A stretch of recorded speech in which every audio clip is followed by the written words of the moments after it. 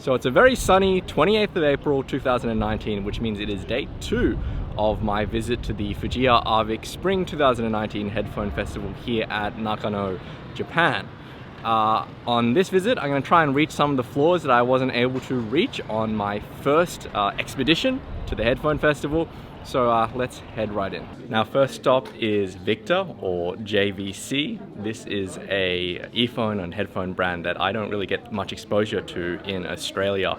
But I have heard many models of JVC earphone in Hong Kong where they're relatively popular.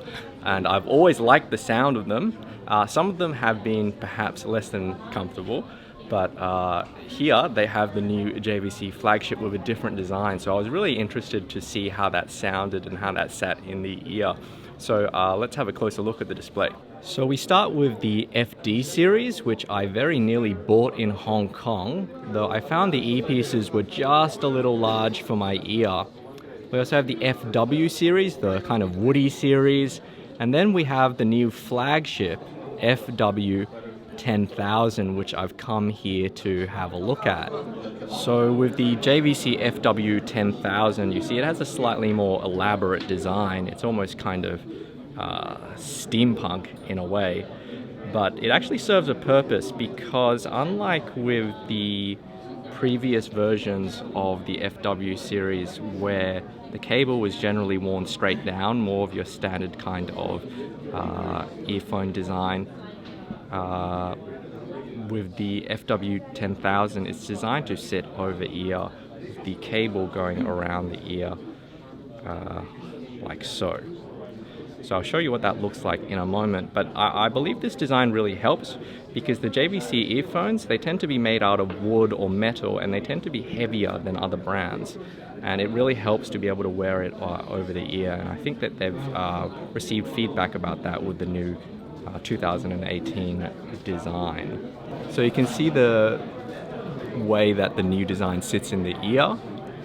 A lot of the weight is taken off with the around the ear cable design. It's a lot more comfortable. Number one, this is the first JVC earphone where I thought, it's actually quite comfortable. In terms of sound, this earphone is tuned like a lot of the other JVC earphones that I've heard, where it's all about the upper mids. That upper mid presence is definitely accentuated with female vocalists. At the same time though, it is relatively linear or flat throughout the rest of the frequency response. And in terms of that upper mid peak, I'm finding it a little less aggressive, a little less harsh than it is on the FD series. So this is definitely up my alley. This is the kind of upper mid response that I really like. It's actually at the limit of what I think I would tolerate. But at the same time, it sounds really distinctive and special just because of that beautiful female vocalist emphasis. So now we move on to the very popular, very busy Final audio display, one of my favorite Japanese brands, and the staff here has set it up for me so that I can have a listen to the new B series IEMs. So here's a look at the new Final Audio B series, which we haven't yet seen in Australia yet, but I'm kind of really excited just looking at them here in person.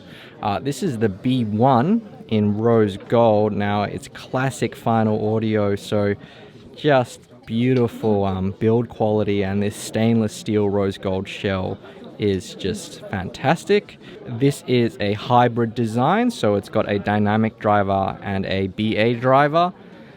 Moving on, we have the B2, which is again a stainless steel shell.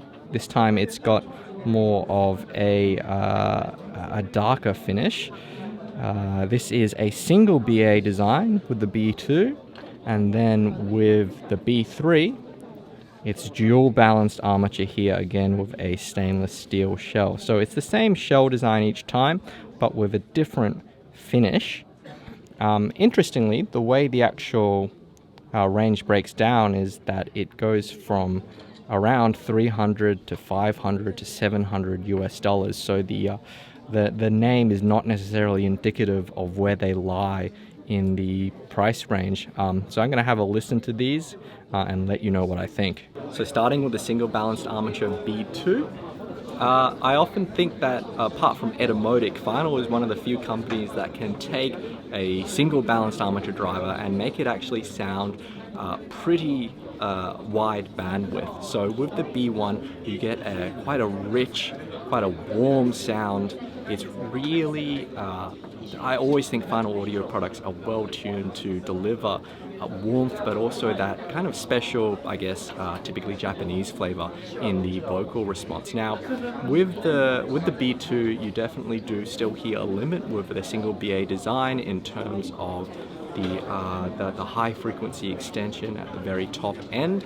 But if you're kind of, allergic to high frequency sibilants, you actually find that this is a really nice listen. Now, as we add that extra balanced armature with the B3, you really hear that extra detail in the high frequencies that is being added by just adding one more driver.